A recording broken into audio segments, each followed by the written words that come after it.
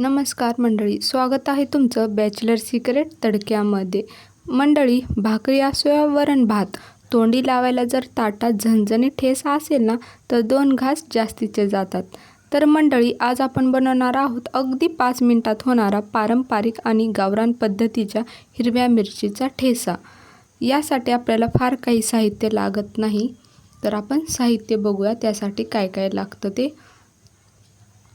तर इथे मी ना 10-15 हिरव्या मिरच्या घेतल्या आहेत, 10-15 लसणाच्या पाकळ्या, 1 टोमॅटो आणि थोडीशी कोथिंबीर.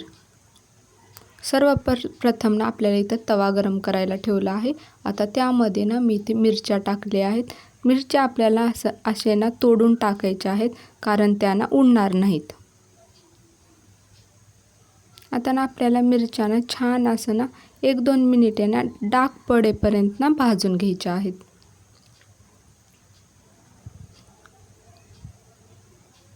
जास्तही भाजून नाही घ्यायच्या आहेत.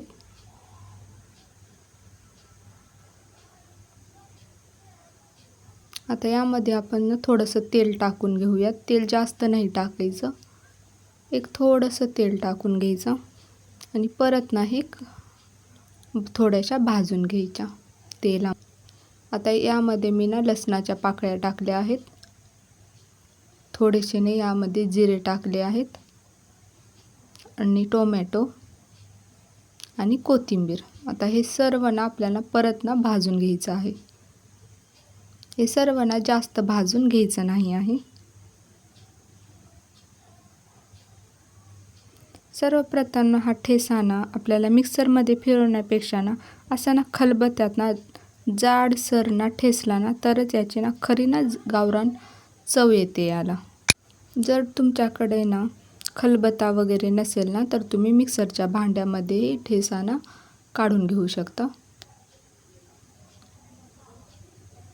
हे बघू शकता, छान अशा लसूण वगैरे सगळ्यांना छान येते तळलेलं आहे. आता हे आपण ना खलबत्त्यामध्ये काढून घेऊयात.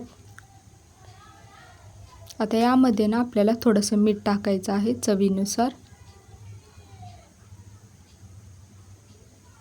आता आपण हा ठेचा ना जाडसर असा ना आपल्याला वाटून घ्यायचा आहे. जास्तही बारीक वाटायचा नाही, कारण ठेच्याची चव निघून जाईल.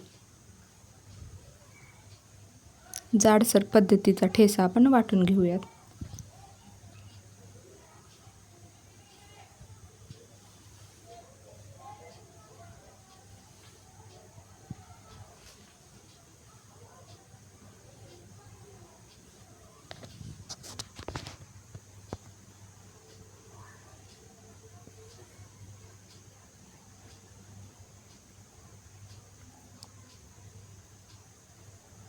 हे बघू शकता तुम्ही, मी इथे ना जाडसर असा ठेचा ना वाटून घेतलेला आहे.